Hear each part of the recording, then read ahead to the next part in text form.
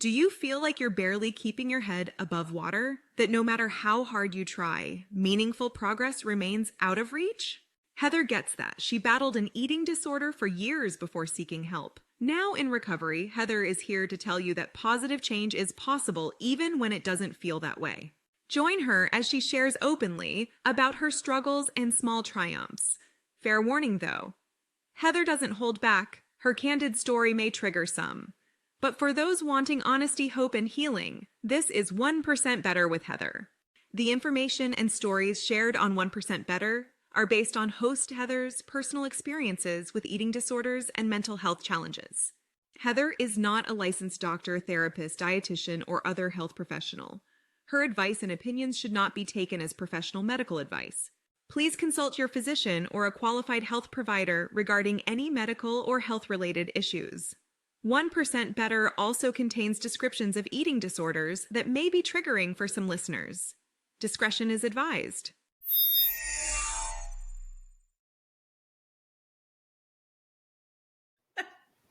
Hey there, my little gaffers, and welcome to the 1% Better podcast. I am your host, Heather, and in the studio today, well, sort of in the studio, it's like you're here, is my friend Tracy. Hello, Tracy.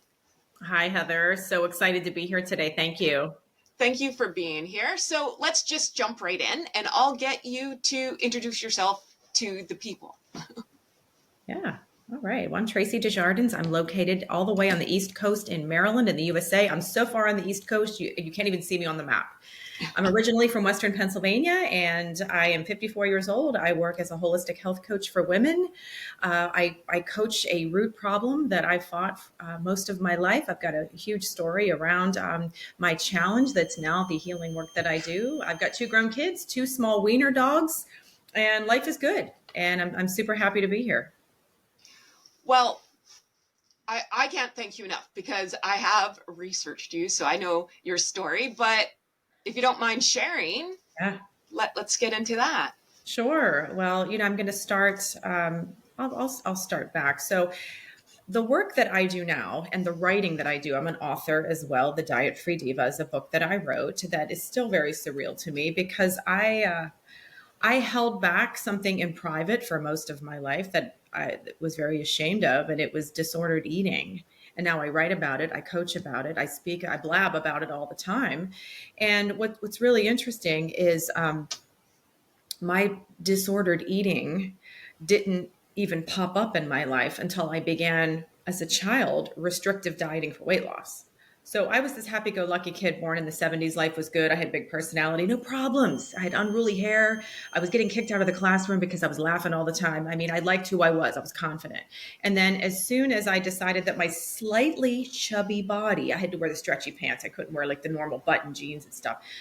Pretty plus clothing. As soon as I decided, like at age 12, okay, well, you know what? I'm not acceptable anymore. I know what boys like. I know what's on TV. I need to change myself now. It was like something happened. So I left part of me behind. Like, quite honestly, I left a part of my spirit behind and I began chasing weight loss. I needed to change my body as soon as possible. So I began this private hell with eating all of the bland foods and trying to get comfortable with being hungry all the time because I felt like that's what you had to do to slim down and to change your body. And it was terrible. It was horrible. So I was a pretty hardworking kid, give me a goal, I'll do it. And it doesn't work that way with weight loss. And so I developed binge eating disorder that looked like I spent many, many years of my life through middle school, high school, college. It shifted a little bit, but it was get motivated, right? Get motivated. Here we go. Start with the hard-boiled eggs, the carrots, the tuna, the skim milk, whatever. And until I got tired of that, I needed a break. And then I would binge. I wasn't binging before this started. Right? So it was always on sugar. It was on candy. I became a rebellious, secret, shameful binge eater that I didn't realize until decades later was rooted in the chronic dieting. So I spent so much of my time and energy in that war with food and body that I wasted a lot of my purpose, who I was meant to be, the leadership qualities that I knew I had as a kid, they went dormant. All the, like my laughter, everything about me wasn't enough because I didn't have the body that was admired by all. And I'm still not like the thin ideal. That's just not me. But like for so long, I believed, as many other women and men, frankly, believed that we needed to be in order to be worthy of pursuing successful endeavors and for, living our authentic lives. And it made me so angry that I finally said, enough is enough. And I personally got into a ton of reading, some coaching, some therapy for myself. And when I discovered what I was missing and what was really holding me back and what I bought into all these years, I got productively pissed and I wrote about it. I just opened my laptop, Heather, just like this, and I'm typing because it felt good. That was part of my therapy. And then it turned into a book that I never imagined would be. And now I help women heal from chronic restrictive dieting, the mentality of dieting, which is everywhere. They might not realize they're dieting, but they're dieting. And then, the incessant chase for the number on the scale, the BMI nonsense, all of that. And my approach is kind of unpopular, but it works and it's sustainable and it brings women a lot of freedom to where they can accept themselves, bring in some compassion, take care of themselves, start to shed pounds that weren't meant to be there once they do those things, think differently, and then live their lives on purpose, which is what they were meant to do in the first place. That's the work that I do now. So let's rewind a little bit. Growing up, as you say, chunky. I grew up heavy, right? I was morbidly obese. I turned into that, as they call it, when I was in my early 20s. But it was just my birthday, like on Sunday. So I'm looking at old photos, right? And I'm like, I wasn't that big. I'm 5'10", so I'm tall to begin with, right? But I'm looking at these photos going, why did I think I looked that bad? Because, and I'm not trying to rag on kids now, but it wasn't like, I'm not that far behind you. I'm 46, right? So growing up I was born in 78, so I missed 2 years of the 70s. I don't remember that part. But the 80s, there wasn't a lot of fast food around, right? And if you went to McDonald's, it was a treat. Uh-huh. And if you look now, I've seen children that are heavy. And I was like, oh. But looking back, to me, I was like, yeah, okay, I'm bigger than everyone else, but I'm also 5'10". What do you want from me? Yeah. Yeah. And it's funny, especially like when you say 12 years old, that's when we're hitting puberty. So of course our body's going insane. Yeah. Right. Yeah. And everyone's developing at a different time and whatever else.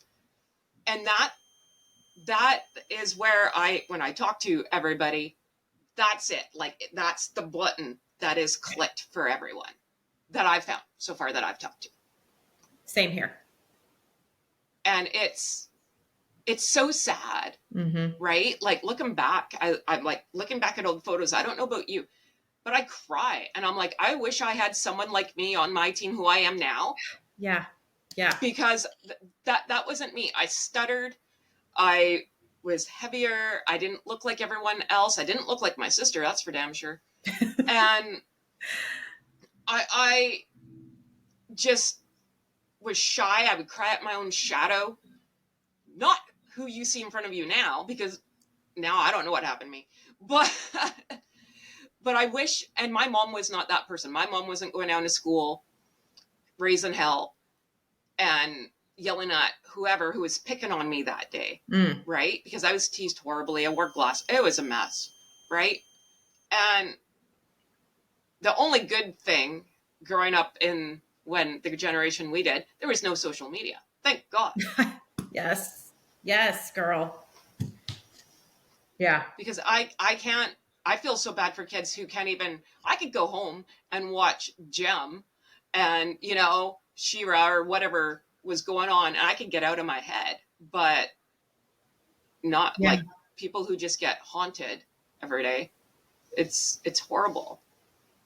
It's funny. I heard you say you were a stutterer. I was also a stutterer. That's another whole challenge. Yeah. So it's funny to hear you say that. But you're right about the women that I work with. I do a lot of one-on-one work. I do group work, and there's a theme of it started in that ginger 11, 12, 13. A lot of us had big people in our life telling us, you've got to slim down. Thin as in, you got to slim down. A lot of us have had that. And all of these former references contribute to a mindset that's difficult to shift later. It can be done. And that's really a big foundational piece of the work that I do. We need to think a little bit differently now. And it's tough when we have been, let's say, we continue to be barraged about what we should look like, what we should weigh, what we should eat, the plan, blah, blah, blah, blah, blah. And so many women are confused about what the hell to eat because they just want something. The women that come to me, they say, Tracy, I just want to learn how to eat in a way that's livable. In other words, every day. So we're not starting over on Monday, doing a new plan, and we're not scared to death to go on vacation. Here it is summertime right now. We're not afraid of holidays and all of that. They trust their eating decisions. When we take on chronic dieting, we trade in our self-trust, and that feels terrible. Now we can't trust ourselves with any food, and we listen to everybody else but ourselves. Because, when you take on restrictive dieting in one form or another, it's actually teaching us how not to eat normally, how not to eat. Right. And then that starts the lovely hamster wheel of hell, right? Yeah. So the binge eating, and I always call it the Tasmanian devil on crack. You black out. You don't even know what the hell you did, right? You're looking at shrapnel around and you're like, what happened? I got to write that right? down. I have to write that down. What? Tasmanian devil. Your Tasmanian devil. You're right. I mean, we're close in age here. We're watching the same cartoon. That is how it feels. Yeah, it is. Like you get possessed, right? Yeah. And then depending on where you land in the realm of eating disorders here, you're either going to run from here to wherever you are, or you're just going to restrict again. You're going to do some behaviors that are not good. Yeah. And get into a whole nother pit of hell. Can I speak to that for just a second? Can I speak to what you just said? Not to interrupt you, but it was so good where you landed there. And I want to be clear about, you and I both grew up in the 80s. Okay. And back then, those of us that struggled with excessive eating, whether it was excessive eating in one form, but like the way that I did this, it was rooted from the chronic dieting. I would turn into this rebellious Tasmanian devil, get the hell away from me. I want everything I can get my hands on now. There was nothing, at least back then, that identified that. Now, I heard when I was in college, I heard, okay, so-and-so's suffering from bulimia, so-and-so's anorexic. And there was help for those people. And I remember I knew some people that were getting that kind of help. But those of us that are just having these so-called pig outs that we can't control, there really ain't any help for us. And so we go inward and we become reclusive in this private war that is riddled with shame because we think that we're willpower weaklings. We have no self-control. And I remember, Heather, this is where it gets really psychotic. Even to this day, when I have the stomach bug, which isn't very often, God gave me this little gift. I'm like a camel. I can't vomit. Had I not had that gift, I would have been full on bulimic.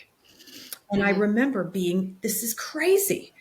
As a binge eating troubled young woman, I was envious of the girls that had the tenacity and the discipline with the eating disorders. And then they were getting help. They were getting attention and love and compassion from others. And inside I was dying.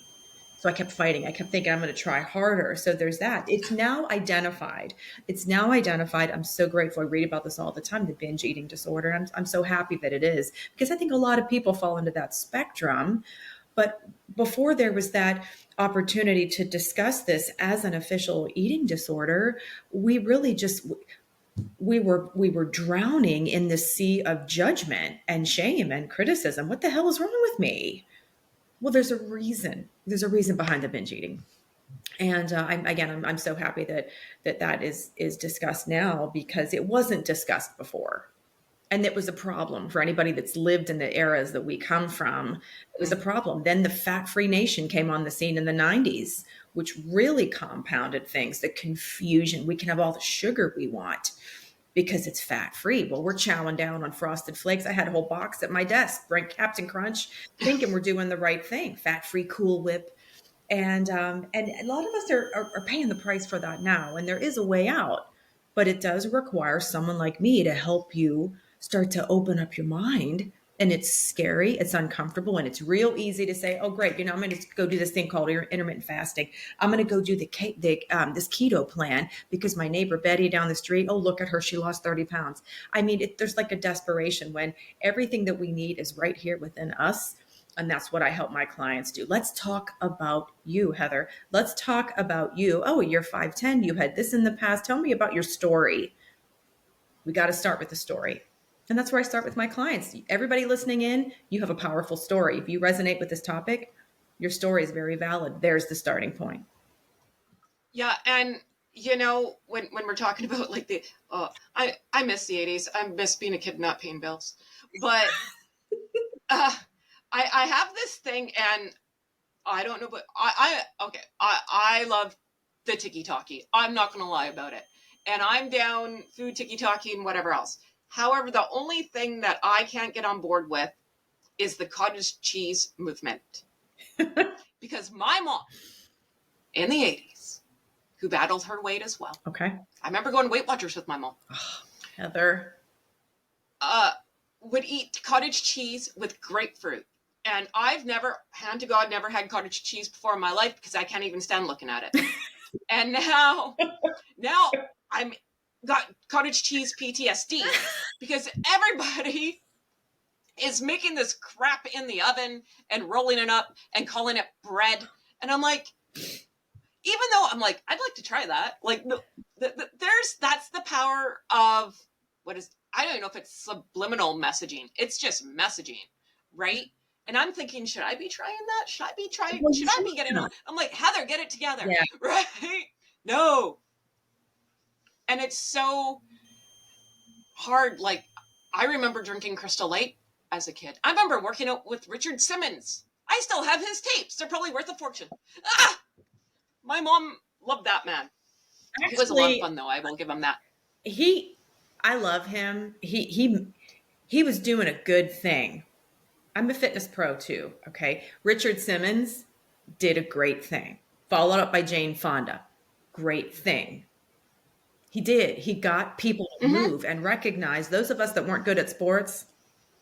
Yeah.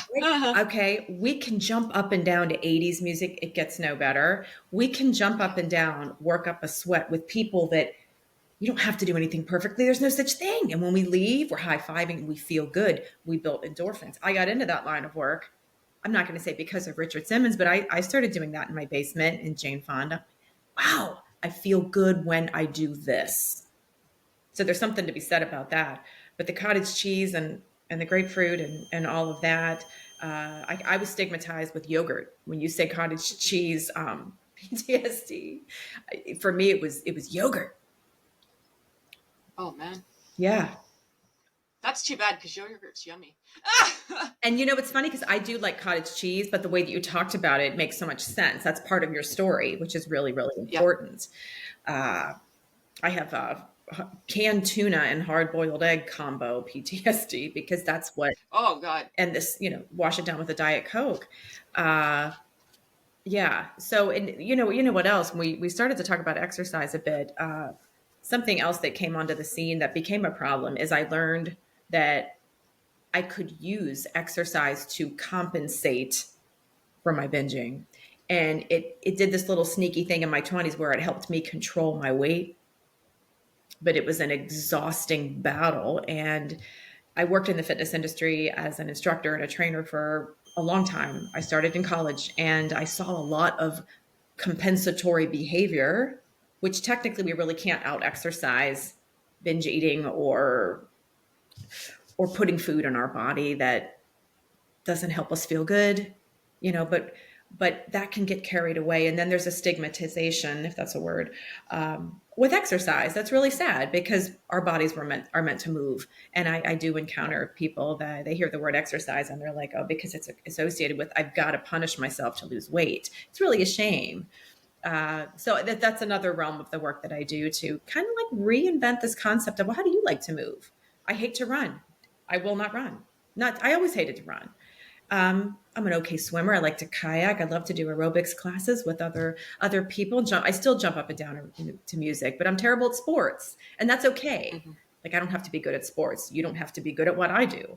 But we were all like our body craves movement, and we feel good when we move. It just has to be something that we enjoy doing, and having reframing that reference for body movement, aka exercise, is really important. And I'm with you. I'm not sporty. I'm tall. I can't play basketball to save my life. I figure skated too tall. It's a long way down. And,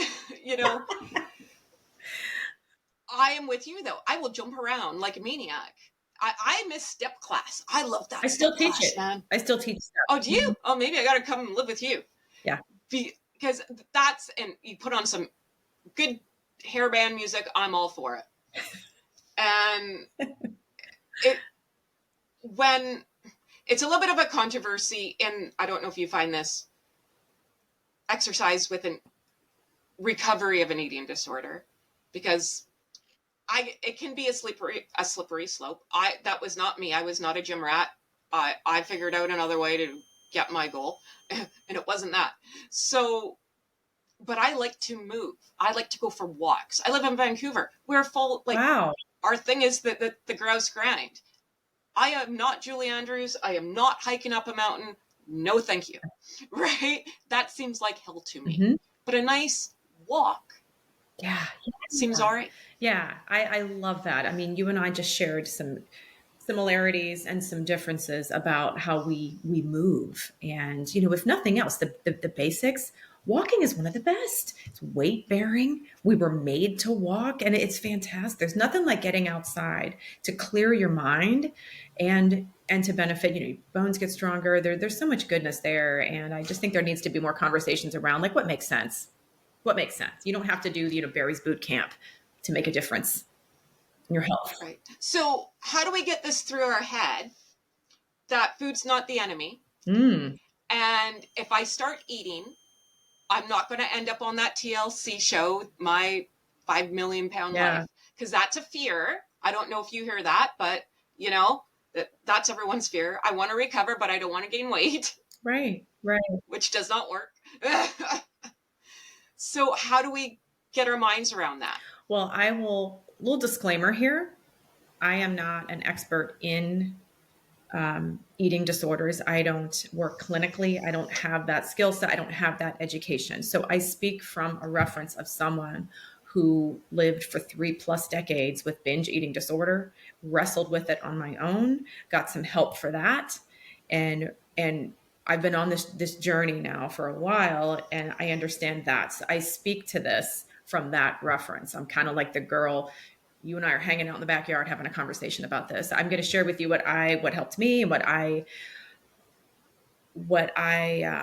going to say it's my viewpoint on what can help others. And it's just something to consider. So in terms of can you specifically give me your question again? What was the exact question that you asked me? Do you remember? How do we get in our heads that we're going to be able to stop eating, I guess would be, because it's right. It's if we push go, it's not going to stop. Right.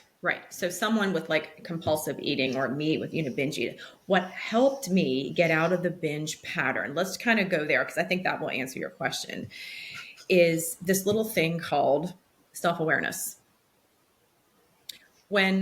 I'll speak for myself here. When I decided I was going to binge, it's almost like you turn the lights off on yourself Everything goes dark. You're the Tasmanian devil. You're doing anything but connecting with yourself. There's the action of eating there is different. There's a rebellion behind it. There's a relief factor. There is, for me, I always felt, it felt good like I was rebelling. Nobody can tell me what to do and nobody can judge me right now. I was always alone. So part of how I worked out of that is I knew how to eat healthy. Okay. And I knew that there were foods that I enjoyed that were healthy. I started to pay attention to my hunger levels. Was it time for lunch? Like I'm sitting here talking to you and it's time for lunch. I'm starting to get hungry. But later on today at 4 p.m., when I still have projects that aren't finished, I might start to feel some sort of hunger that is coming from a feeling of frustration. Okay, so I learned a lot about how I wanted to feel in my body, allowed that to dictate what I ate. Step one, super simple. And then I also started to connect, and this is where I realized I didn't know how to do this at all. I started to notice my thoughts and my feelings, and this inner critic that was always babbling at me, and how hard I was on myself and how that felt. Because that is usually what was driving me to use food for something else. I wanted to switch from one state to another. So learning to be more self-aware and to be in tune with what's going on. Like Heather, I'm sitting here right now with you. My neck hurts a little bit because I'm dealing with an injury, right? What else is happening? I mildly have to go to the bathroom and I'm starting to get hungry. I never knew how to do all of that before. It was like I was checked out and kind of like pushing for some sort of endpoint result. And a lot of us that grew up 70s, 80s, and even earlier than that, never learned how to do a check-in, a personal check-in with feelings and thoughts and needs. That right there, that trifecta of checking in is what helps a lot of my clients to connect with their so-called appetite and to move out of the realm of using food for reasons other than, of course, we're going to eat for pleasure. So there's a lot to discuss there. So this ability to tune in and to meet our real needs is something new and different that we need to learn when it comes to finding peace and freedom with food and body. So let's talk about your book then. So in your book, what do we get all in it? Love it. Okay. It's a great time to talk about this. So in my book, I share 5 steps to freedom with food, body, and self on your trusted and sustainable terms. In other words, no more restrictive diets, how to find a relationship with food, find a pathway of eating that is livable and doable every day so we're not starting over in misery on Monday. How do we stay the course, including eating healthy and including our favorite treats, staying out of the land of deprivation. So we started our chat today with like step 1 is discover and write your food story. You were sharing a little bit about your story. I shared a little bit about mine. That's where I start with my clients. Step 2 has a lot to do with who are you and what are your values. Let's talk about you and what's important to you. In other words, we have to connect with who we are and what's really, really important to us with regards to the decisions that we make in our lives, not just with food, but everything else. And when we're fighting with food and body, we're anything but checked into who we really are and what our values are. Step 3, we talk about that thing I just mentioned before, being able to attune to your real needs by checking in with thoughts and feelings. And we do a lot of mindset work in step 3. I talk about this thing called doing a personal inquiry. We can do it anytime, anywhere. I discuss that in the book. Notice we haven't talked about food yet. Not at all. Step 4, we go there about I help you choose your healthy picks. What do you like? Let's just talk about normal food. Let's talk about healthy food. What do you like? I don't give a meal plan. I don't suggest a meal plan, but I do give you some tips on how to embrace healthy eating because ultimately we want to feel good in our bodies and have good energy. You have good energy to do this show. You need good energy to do this show. I need good energy to do the work that I do and show up and babble like this. So we do talk about food. We also talk about what's reasonable in terms of I love birthday cake and ice cream. I'm not going to miss out on that when it's my daughter's birthday. I'm going to have it. So the mindset and the belief and the trust around that, we talk about sensible ways to think. And I help you program that for you. Finally, step 5 is a great big toolbox on how to stay the course with what I call the path of excellence with our habits, and be able to face stress, be able to understand how to self-regulate emotions, and also to be able to go out in the world and be faced with the barrage of all of the uber palatable, tempting, there's Dunkin' Donuts right down the street, that kind of thing. And how to, I talk about putting on special glasses to stay the course and to remember what's important to you in this path of excellence that is then sustainable. So I talk about all of that in my book. I basically help you figure out what you need to form some consistency and some pleasure, because we can't rob us of eating pleasure. We were born to enjoy eating. I help you figure that out for yourself. And I also offer support. And this is the work that I do with my one-on-one clients. And isn't that so true? Like, birthdays are going to happen if you celebrate birthdays, right? I throw a month-long party for my birthday around here. And I love that. You know, Christmas happens, whatever religion you are, whatever you practice, it's going to happen, and it comes every year. So, yeah, like you can't, it's just, it's such a waste of time and space and energy to worry. Why worry about something twice? Right? Like, it's going to happen, so participate. And it's not the end of the world, right? Like, Exactly. So removing the fear of Christmas, of birthdays, there's a lot of fear around that. Am I allowed to have cake? yes. We can have anything we want. Anything we want. I help you learn how to think about it, because we have been taught that this is bad, this is good. This is going to cause you a problem. This is safe. And so being able to make those decisions for ourselves is really important. And by the way, when we find this thing called sustainability, consistency, where you're happy, you're not miserable, you don't feel deprived, and you're not missing out, then you have this little gift called excess energy and mental space that is consumed by the war with food and body. Then we can go out and do things like what you're doing, Heather. You're pursuing your passion. You have a podcast. I'm pursuing my passion of writing. I hope to start a podcast in the next couple of years. I'd love to do that. So I help my clients to find that extra energy. Like, let's get on a pathway that's working. It's a one day at a time. Now it's time to live your life on purpose. That's what I mean by diva. Diet Free Diva. You're a diva. I'm a diva. We're stepping into a purposeful life that feels fulfilling. We all are worthy of living a fulfilled life. I believe we were all born to do something very well. We all have gifts and talents, and we were meant to put those to good use that I believe helps somebody else or a lot of other people. And we can't do that when we're fighting with food and body. So my book is an attempt to help women figure it out, so they can then take everything off of the back burner that is back there until they figure out how to fix their eating problem, lose the weight, or whatever. It's time to get on with our lives and trust ourselves, trust our instincts with food. You have to feel to heal. Yes. Oh, I love that. And this is what I learned. The rainbow always moves. You will never touch it. And the number on the scale will never be enough. And this is coming from someone who almost died. So, Heather. Yeah. That's what I know, right? So I've lived it. I know. I don't weigh myself. I don't get on the scale because I have scale trauma.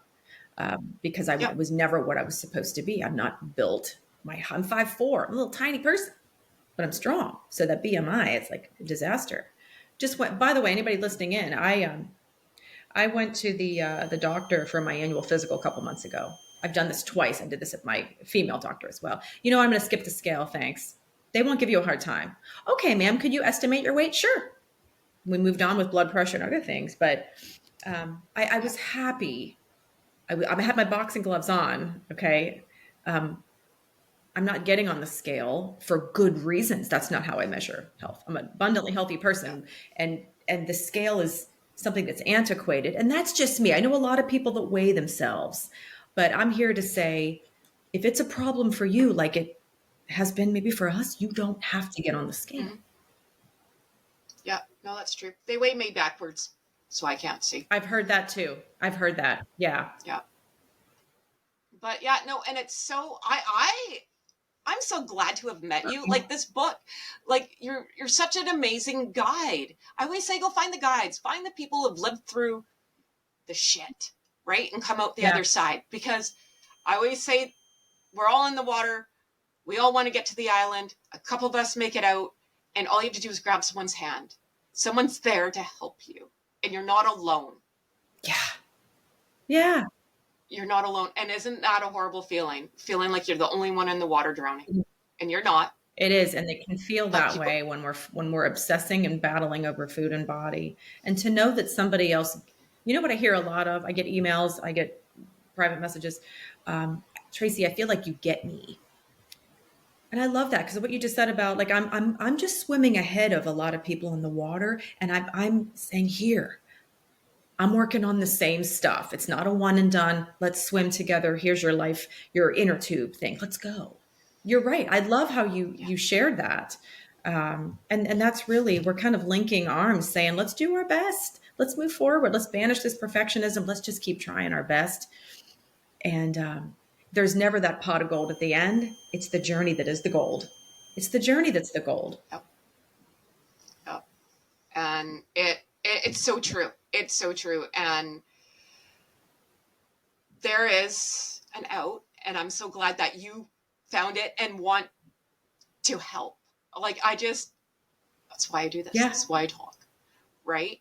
And oh man, like I can't thank you enough for that. That is amazing. Amazing. So where can we find you? All over the socials, because we're going to be best friends now. Oh yeah. Yeah, actually, I'm not on all the socials. I'm not on TikTok. I'm on Facebook, Instagram, and LinkedIn. Diet Free Divas is my Facebook group. So my book can be found on my website, theholisticdivas.com. And Heather, I think it's in your show notes. And on my website, right there on the first page, is the link to go and purchase my book. There's also a link. I've got a bunch of free resources. I have the Diet Free Diva Blueprint course is launching in September. Next week, I'm launching my self-nourishment mini course that I'm super proud of, and lots of juicy stuff on my website. And there's also a link where you can actually book a call. Everybody that reads my book gets to book a call with me for free, so I can hear your story. So I listen to stories all the time, and then we can kind of share. We see if we connect, right? And then I share with people that my coaching offerings, but that story. Even if people don't sign up to work with me, I'm holding space for them. There's a little seed of inspiration. A lot of them come back and contact me later, but that story is where the power is. And I love holding space to hear other people's stories, because that's the first step in this healing with food and body. I just adore you.